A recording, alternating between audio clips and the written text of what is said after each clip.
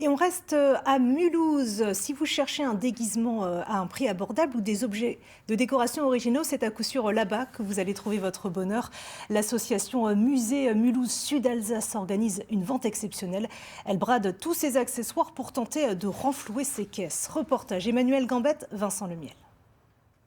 Des fauteuils en parfait état, une borne d'arcade Pac-Man, des pièces d'or. C'est une petite caverne d'Ali Baba.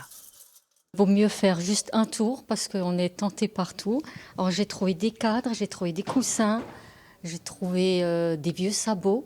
Les lampes frontales, j'en ai souvent besoin. Après, la bougie, c'est sympa. Et puis les autres lampes, on verra où ça trouvera une place.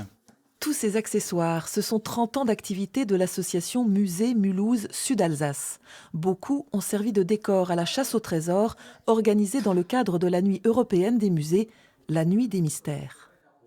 C'est des objets que j'ai choisis minutieusement pour les 2 dernières éditions de la Nuit des Mystères, des objets que j'ai mis quand j'étais bénévole dans l'association avant d'y travailler. C'est vrai que c'est beaucoup de souvenirs, chaque chose. Quand on ouvre un carton, on se dit « Ah bah oui, il y avait ce masque-là, ah bah oui, j'ai porté ce costume », c'est sympa. Malgré tout, ce n'est pas de gaieté de cœur que l'association met en vente ces objets insolites. Avec cette braderie, elle espère renflouer un peu les caisses pour payer ses 7 salariés. À l'automne dernier, son principal financeur a suspendu sa subvention de plus de 250 000 €.